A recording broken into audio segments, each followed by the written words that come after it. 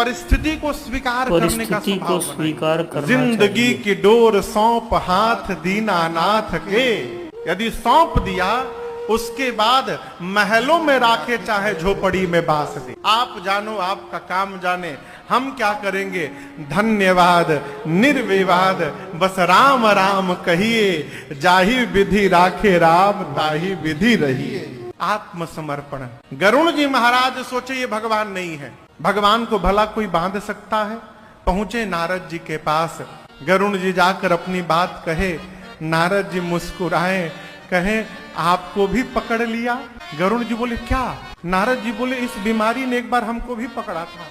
ओहो, आपको भी बीमारी ने पकड़ लिया। एक काम करिए, आपको मेरे पिताजी के पास जाना पड़ेगा, ब्रह्मा जी के पास, उनके पास जाइए।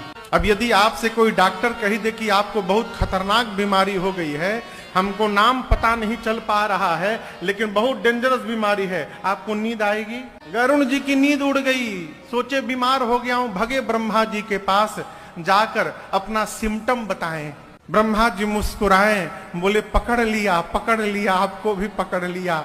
गरुण जी बोले जो बोलता मिलता है कहता है पकड़ लिया, क्या पकड़ लिया? ब्रह्मा जी बोले जिसने हमको पकड़ा था एक बार, इस बीमारी ने हमको भी पकड़ा है एक बार। एक काम करिए, आपको स्पेशलिस्ट के पास जाना पड़ेगा। इस बीमारी के स्पेशलिस्ट है शंकर भगवान, उन्हीं के पास जाइए। गरुण जी भगे कैलाश की ओर, शंकर जी बीच रास्ते में मिल गए। गरुण जी ने कहा कि न ब्रह्मा जी ने आप ही के पास भेजा है बाबा, बहुत बड़ी बीमारी हो गई है, आप दूर करेंगे। शंकर जी बोले कि लक्षण बताओ।